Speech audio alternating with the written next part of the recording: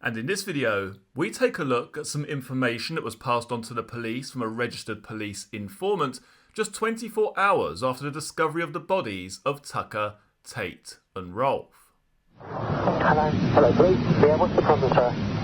We just drove down our farm track. Yeah. Go and feed our pheasants. We come across a Range Rover with 3 people in it. Yeah. It appears that they're dead. I don't know what's happening. Blood in the motor all over them.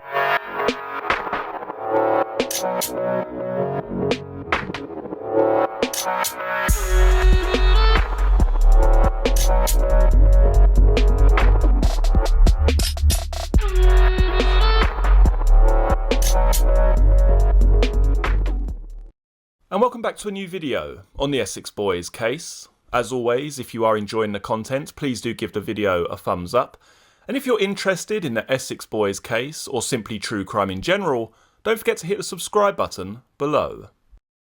The following police printout comes from the 8th of December 1995, where it states the following.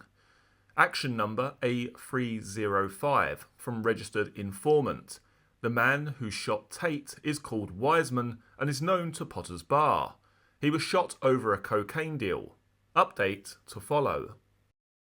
Okay, now the first thing that I pick up on when reading this particular police printout, and I think it's important to remember before we go into this, that by the very nature of these documents, these particular documents, they are quite short, so they do lack a lot of detail and information in a lot of ways.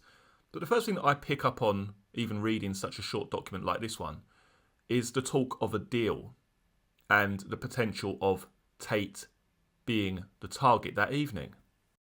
So at this point, where do we go from here with this information? Well, I've gone back and taken a look at some of the statements from people who saw Tate, who spoke to Tate on the very day that he was killed. What was his attitude like? What was he discussing? What was he talking about? And one of the ones that I remember quite vividly is the statement from Barry Dorman. It's in his statement that he talks about Pat Tate purchasing a vehicle from him. He was going to purchase a vehicle, then he decided he didn't need it anymore, but he would still purchase it because he was coming in to a large sum of money. This talk of imminent financial gain, if you will. So let's take a look at that statement, or at least a section of that statement, from Pat Tate's friend Barry Dorman. The following section of this police statement is given by Barry Dorman on the 8th of December 1995. During the morning of Wednesday, the 6th of December 1995, I was at the car front when Pat, Tony, Craig and Mr. P. Cuthbert arrived in the Range Rover.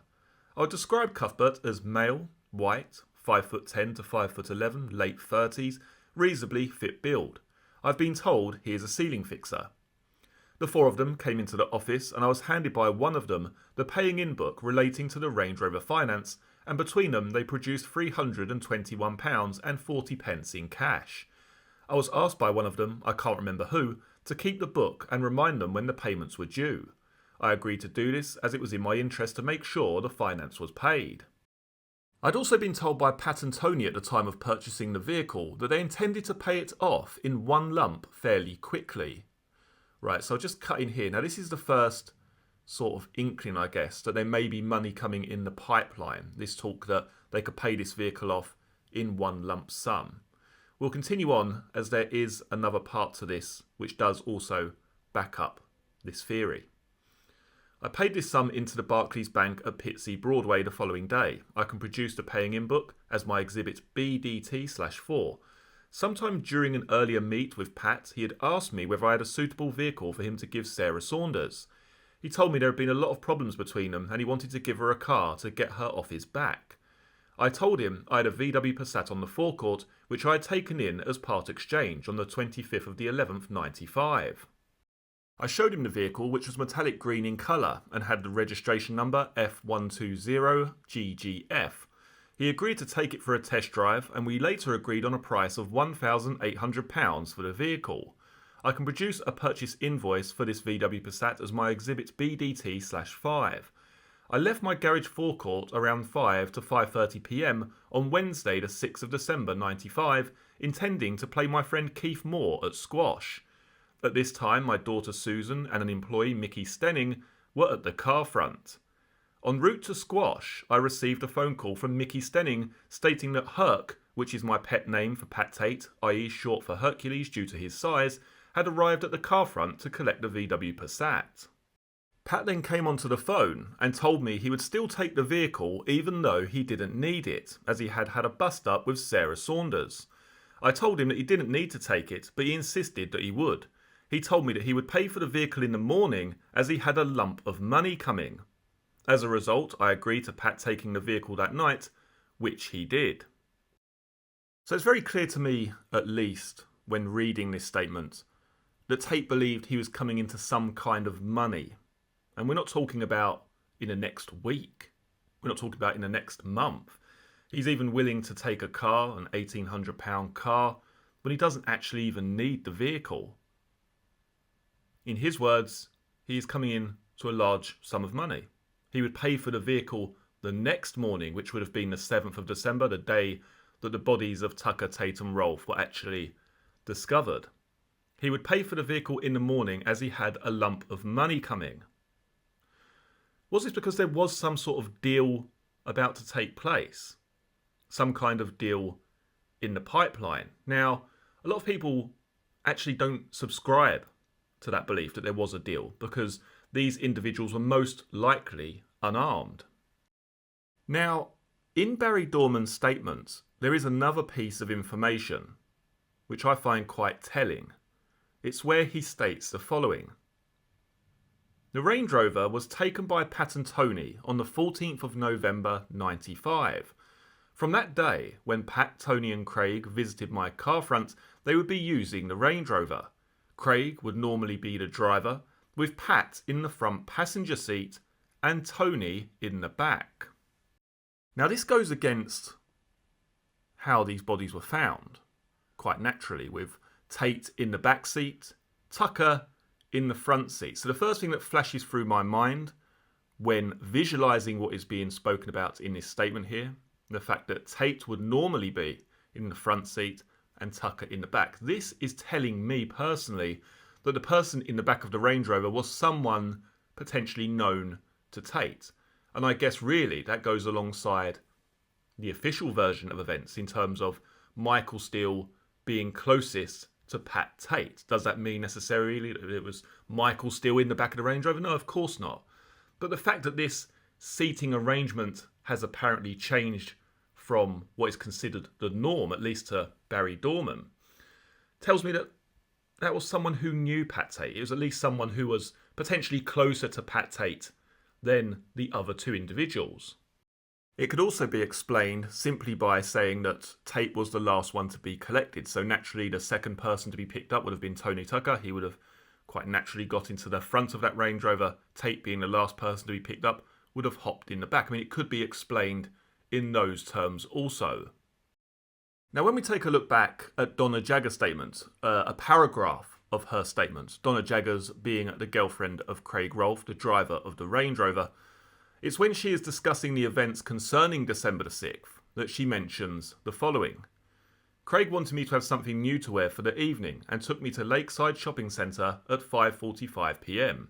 He was driving the Range Rover and left me to go and pick Tony Tucker up. Craig told me that he was going because he didn't want Tony to be in a position to say he hadn't had any part in the arranging. I also understood that Craig was going to collect Tony Tucker from his house and then they were going to meet Tate and Steele later. Now, as a side note, this could go to explain what I've just spoken about there. The fact that Tate was in the back seat and not in the front as he was usually. So that could go to explain the seating arrangements for December the 6th in terms of the Range Rover. But what I find, I guess, most fascinating there about that statement, or that section of the statement, is the fact that there's talk here of there being a meeting later with Steele and Tate. And this is also kind of backed up in a way by the statement of Darren Nichols, where he talks about being with Steele, Steele telling him that he's going to meet Pat for a deal. This is almost reflected in the statement here by Donna Jaggers, that Rolfe is going to pick up Tucker, and they're going to meet with Tate and Steele later. I mean, realistically, we don't even know if there ever was a fourth passenger in the Range Rover. I think oftentimes we get swayed and stuck on, maybe not intentionally, but we get stuck on the version put forward by Darren Nichols. And I think that's because that is the most commonly told version of events, the fact that Michael Steele was in the Range Rover.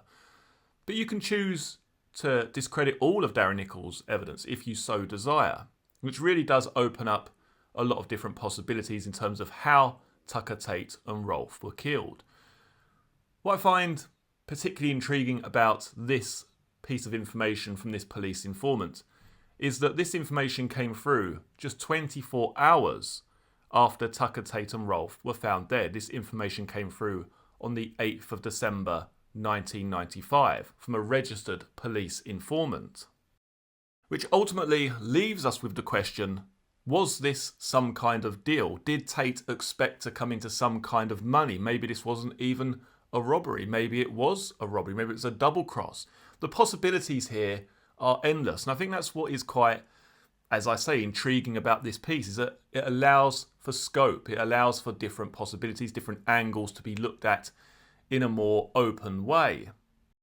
There is one thing, however, that I believe most of us can agree on, and that is Tucker, Tate and Rolfe during this time period most certainly felt as if they were on the up, that their luck had changed, that there was a great deal of money coming in the pipeline. But what exactly did that entail? Was it a straightforward deal? Was it a double cross? Was it a robbery that went tragically wrong for Tucker, Tate and Rolfe? And ultimately, did this end up costing them their lives? Do feel free to leave your own thoughts and theories regarding this information from this police informant. Let me know how credible you believe it is at home. Anyway, many thanks for joining me for this video. Very shortly you'll be able to see some other videos from the channel concerning the Essex Boys case, and also the Essex Boys playlist, which has all of the videos concerning this case in one convenient folder. Many thanks again for joining me for this video. I look forward to seeing you all again for the next one. Take care. Cheers.